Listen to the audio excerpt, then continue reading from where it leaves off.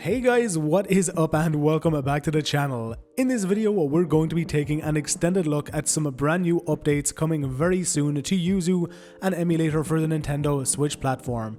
So very clearly you can see we're first of all going to be taking a look at The Legend of Zelda Breath of the Wild.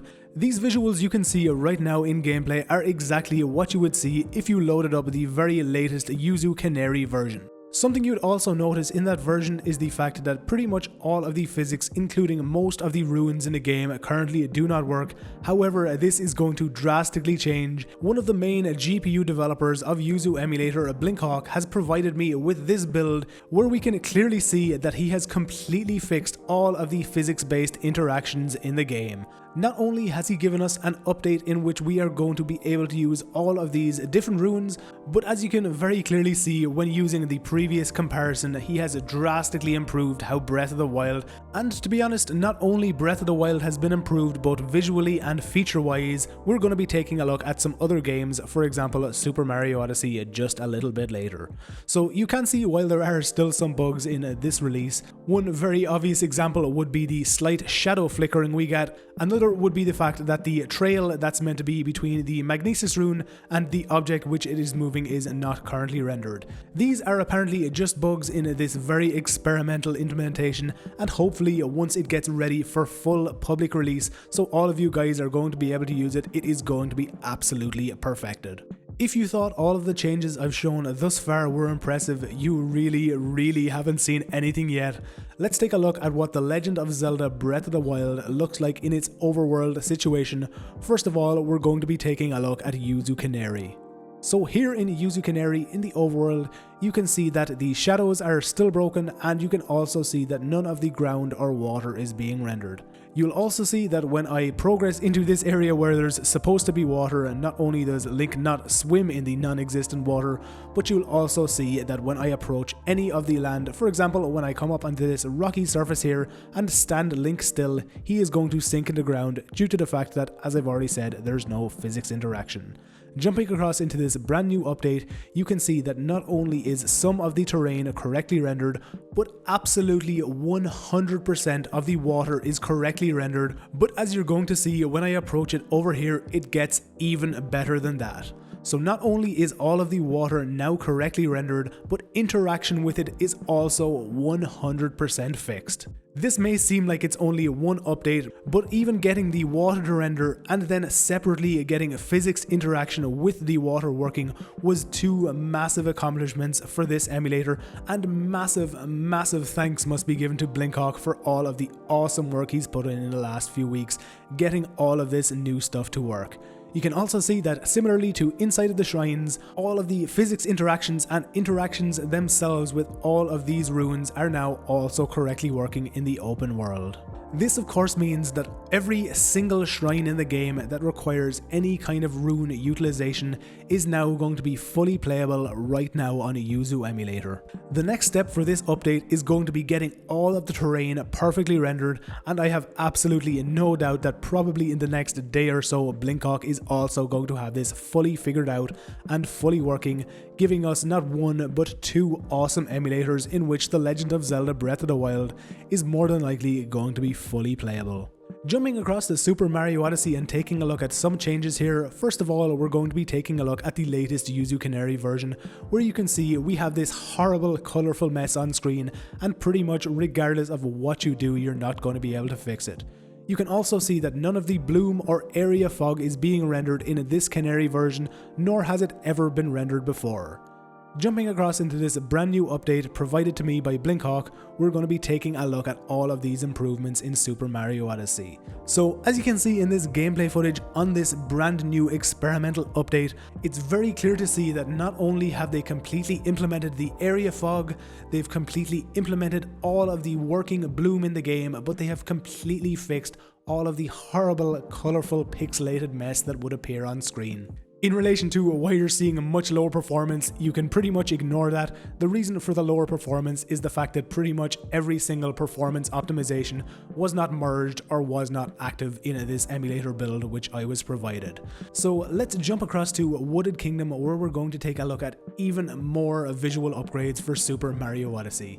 So again, here we are on the latest Canary version at time of making this video, where you can see that yes, they have the area fog here, but it has this weird stencil outline on all of the trees, all of the area bloom is missing, and it has several other graphical issues in relation to light sources. Jumping across into this brand new update provided by Blinkhawk, and you can see not only is the bloom fixed, not only is the weird outlined stencils on the trees fixed, but you can see that the lighting effect, especially so visible on the rotating coins, has now been completely fixed. Now, that's not to say that this kingdom doesn't have its share of graphical issues still.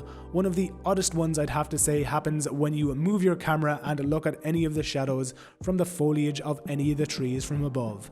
Very clearly you can see that when I move my camera, for some reason the shadows of these trees move in synchronization with my camera movements.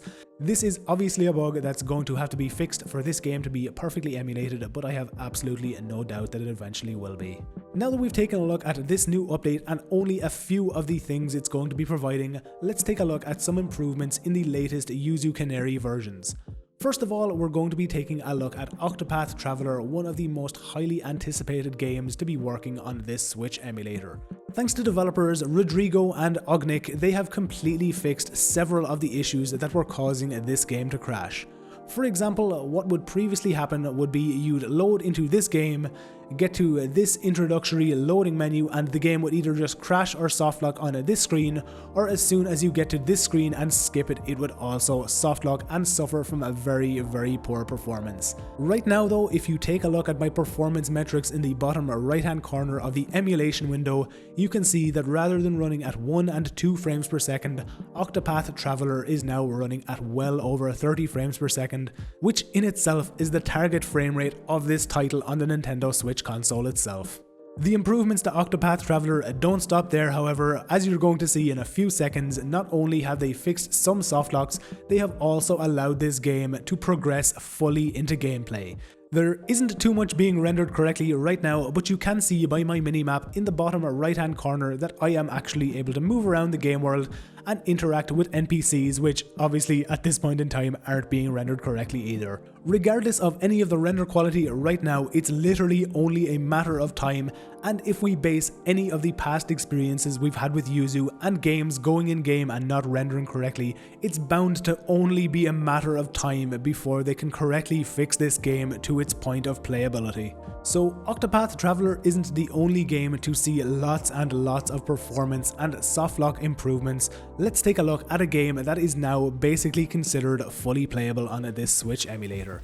So right here you're seeing ARMS in one of its most demanding areas, and thanks to several optimizations to this Nintendo Switch emulator, one being asynchronous GPU emulation and the second one being the addition of disk-based shader caches, this game can now basically be considered fully playable at very good performance levels. For anybody who's not aware of it, Yuzu emulator recently got an update feature, as I've previously said, titled asynchronous GPU emulation. This async update has basically made it so the Yuzu is going to use 2 cores of your CPU instead of 1. The first core is going to be used for all of the CPU and emulator bound actions, and then the second core is going to be used to offload all of the OpenGL or GPU based operations.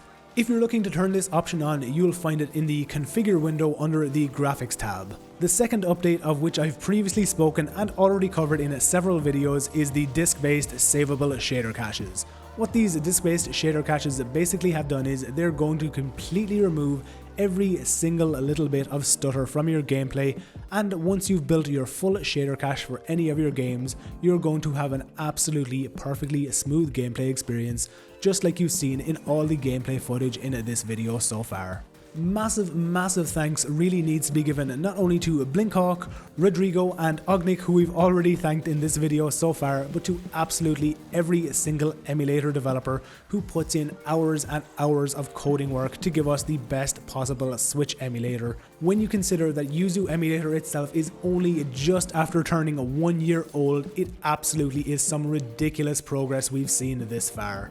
If you yourself want to help with this emulator's swift development both now and in the future, I absolutely implore you to head on over to their Patreon fund and pledge your support. You'll find a link for that down in the description of this video. Again guys, I want to give a massive thank you to all of you guys for supporting me and my channel over the last few years. I really do appreciate all of you guys constantly watching, liking and commenting on all of my videos. So once again guys, cheers for checking out this video. Remember to like it if you liked it, dislike it if you didn't, and as always, subscribe to the channel if you want to see all future videos from me.